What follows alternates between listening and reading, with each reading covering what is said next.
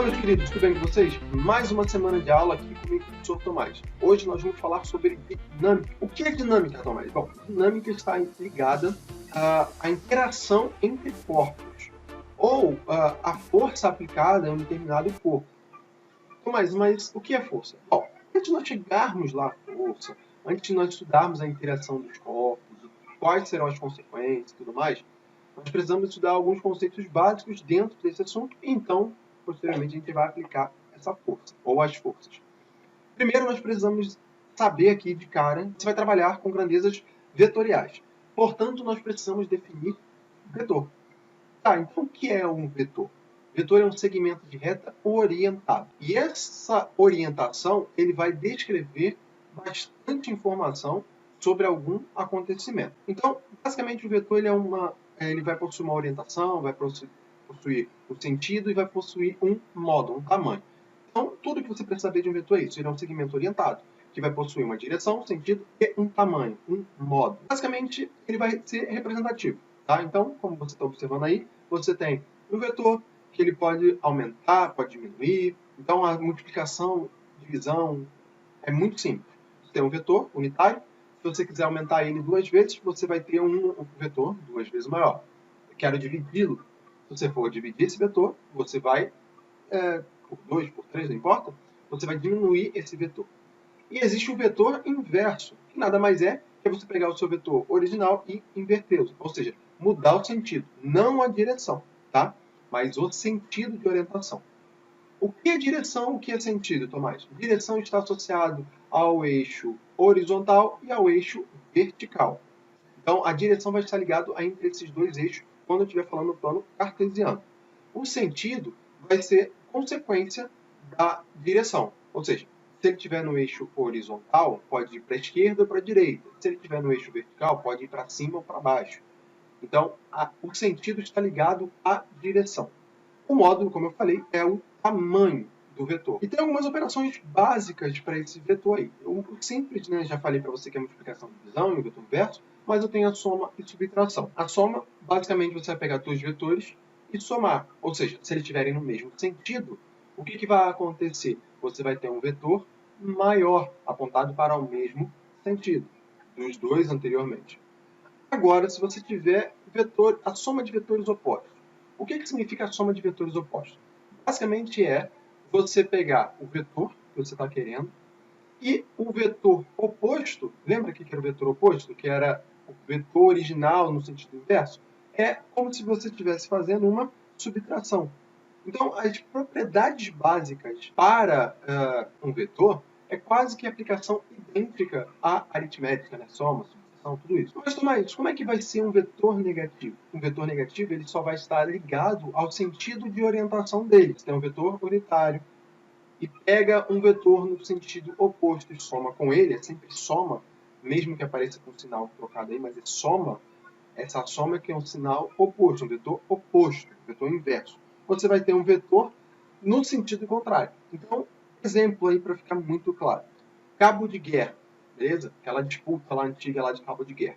Eu tenho um grupo de pessoas puxando de um lado da corda e um grupo puxando de outro. Cada um está puxando um sentido diferente. O que tiver mais intensidade, ou seja, aquele grupo que tiver um módulo maior, vai puxar todo o outro grupo. Ou seja, o vetor resultante vai puxar para o sentido que a intensidade, podemos dizer assim, mas o módulo daquele vetor terá maior magnitude. Então, isso vai descrever essa soma de vetores, mesmo com vetor oposto, ou seja, no sentido oposto. Mas e se eu tiver com vetores em quaisquer outras direção? Aí, você vai fazer somas vetoriais para essas direções. Nesse exemplo aí, é muito simples. Você vai pegar vetor a vetor, somar, e você vai ter, então, o vetor original S, que é a soma de todos esses vetores. Isso é um caso simples, tá? Você está observando. Mas eu tenho a regra do paralelogramo. Qual é a regra do paralelogramo para esses vetores? Bom, o que você vai ter que fazer é prolongamento de vetores. E esses prolongamentos de vetores vai te dar essa resultante. O que você tem que fazer? Você vai ter que pegar muito fácil. Você pegar entre esses dois vetores, vai pegar o início de um e o início de outro e conectá-los. E aí, como que você vai traçar o vetor resultante? O vetor resultado dessa interação entre esses dois. É como se você pegasse esses dois vetores que você está traçando aí e fizesse como eles fossem um anteparo, ou seja, a luz não vai passar por eles. Então eles vão gerar uma sombra. A projeção, esse tracejado que você está observando aí do lado, é essa sombra. São os mesmos vetores. Mas faz sentido? Faz, porque o vetor, você pode pegar ele e deslocar ele no espaço. Não mudando o sentido, a direção e o módulo dele, você pode brincar com o vetor e mudar ele em qualquer lugar do espaço. E ele vai ser o mesmo vetor. Ele vai ser aquela mesma condição. Então você pode pegar e brincar com ele. Eu quero colocar ele aqui embaixo, um pouco mais lá em cima. Se você não mudou as condições básicas e fundamentais dele, que é sentido, direção e módulo, você vai manter esse vetor igual em qualquer outro lugar. Seja aqui no Brasil, seja lá na China. Então, isso que você pode pensar sobre vetores. E a regra do paralelogramo é simples. O vetor resultante vai ser o resultado da interação desses vetores que você está vendo aí e ligar o início deles com o final deles, lá a interseção entre o final deles. E esse é o vetor resultante da interação do paralelogramo, ou a regra do paralelogramo. Tem uma equaçãozinha para fazer essa representação, que eu não vou abordar nela aqui agora. Mas, se você tiver curiosidade, procure sobre a lei dos cossenos, que é basicamente a mesma coisa. Isso a gente deixa mais para frente. Então, mas se eu tiver vetores com direções nas direções do eixo x, y, ou seja, eu quero saber um vetor que não está muito bem definido. Então, o que eu vou fazer? Vai fazer a decomposição de vetores. A decomposição de vetores, você vai trazer a trigonometria para cá, para a brincadeira. Então, a decomposição de vetores é você pegar um vetor original, um vetor base, e abrir esse vetor. Então, por exemplo, essa imagem que você está observando aí. Eu tenho um vetor rei. Esse é o vetor resultante, o vetor base. Aí, como que a gente brinca com a resultante? É como se fosse o inverso do vetor paralelogramo aí, que a gente trabalhou aí com a regra do paralelogramo. Mas é como se você tivesse pego uma faca, cortado esse vetor ao meio e jogado para a direção horizontal e vertical, que são as direções que nós conseguimos trabalhar, ou seja, na direção do eixo x e na direção do eixo y. E aí, brincando com esses vetores, você vai ter então essa tratativa. Mas é muito importante que eu saiba disso? Sim, porque quando nós estivermos trabalhando com forças, você vai ter que saber fazer as decomposições. Na essência, é puramente brincar com decomposição. Pode acontecer soma de vetores? Pode e vão acontecer. Mas o que o pessoal tem mais dificuldade é fazer as decomposições. Então eu vou tentar ser o mais simples e sucinto para você aqui. E aquilo, a prática leva à perfeição. Quanto mais vezes você tentar praticar, quanto mais vezes você colocar a mão na massa mesmo, você vai ficar mais afiado para ver essas decomposições. Então, toda vez que você tiver tentar trabalhar com essas decomposições, tenta sempre fazer a projeção no eixo que tu conheça, ou seja, no eixo horizontal ou no vertical. Sempre vai ser isso, Tomás? Não, nem sempre. Vai ser uma condição ou outra que vai mudar. Mas, na essência, você vai ter que fazer a decomposição. Tomás, beleza, mas para que isso tudo? Isso tudo vai ser definido para então a gente conseguir pensar nas forças. Como eu falei para você, a dinâmica ela vai estar intrinsecamente ligada com a interação entre corpos, ou a interação entre forças aplicadas nos corpos. Então, basicamente, nós vamos estudar força. Em dinâmica é força, você tem que trabalhar com força.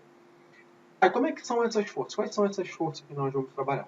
Basicamente, existem forças notáveis, que são fáceis de você lembrar, que é a força peso, a força de atrito, a força normal, a força elástica. Essas são as forças notáveis. A força peso, bem rápido aí, ela é a força devido à gravidade local em que você está situado, ou seja, a força gravitacional, atribuído à interação desses corpos. E ele sempre vai estar orientado, guarda essa frase, a força-peso, ela sempre vai estar orientada para o centro de gravidade do planeta, seja aqui na Terra, seja na Lua, seja em Marte, não importa. Ela sempre vai estar associado ou direcionado para o centro. Aqui na Terra, ela sempre vai estar apontada para baixo, sempre, beleza? Eu tenho agora a força normal. A força normal ela é a força de contato. Ela só vai existir se você tiver um corpo apoiado em uma superfície. E ela sempre vai fazer um ângulo de 90 graus com a superfície.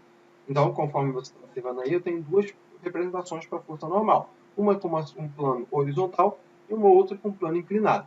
Se você observar bem a diferença aí, quando eu estiver no plano inclinado, a força normal ela também vai estar inclinada, mas vai estar de forma perpendicular, ou seja, formando 90 graus com o plano o qual esse corpo está apoiado.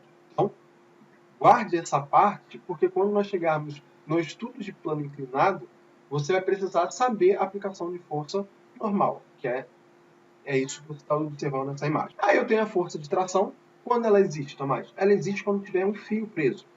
Toda vez que eu estiver falando um fio, um cabo, qualquer coisa do tipo, tu vai poder considerar como força de tração. E ela sempre vai estar orientada para o sentido do fio ou da corda que esse corpo está puxando o corpo.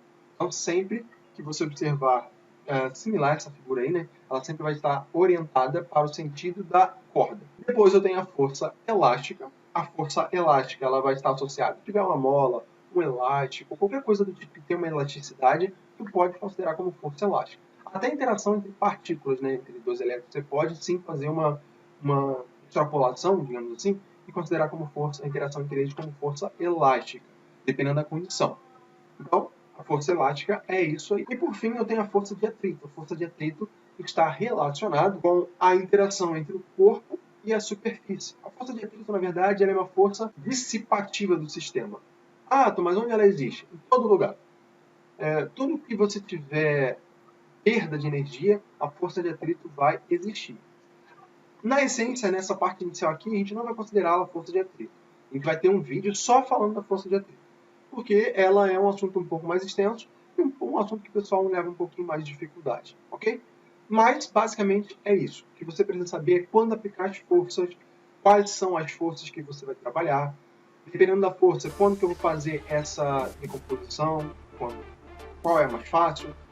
Então, basicamente, entender os vetores, a parte de força vai ser muito mais simples, ok?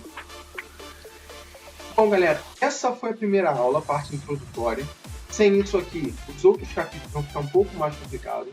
Então, sugiro que, se você não entendeu, tente assistir de novo, mais uma vez, essa aula que eu passei para você, né? Tente assistir mais uma vez, que aí vai ficar um pouco mais claro quando a gente começar a trabalhar, de fato, com esses conceitos, ok? Então, por isso, se você tem alguma... por isso a gente já terminou aqui, né? Mas se você tem alguma dúvida, alguma curiosidade, qualquer coisa do tipo, comente aqui embaixo para eu responder o mais rápido possível, ok? Muito obrigado pela sua atenção. Não deixe de deixar o seu comentário, o seu like e até a próxima. Tchau!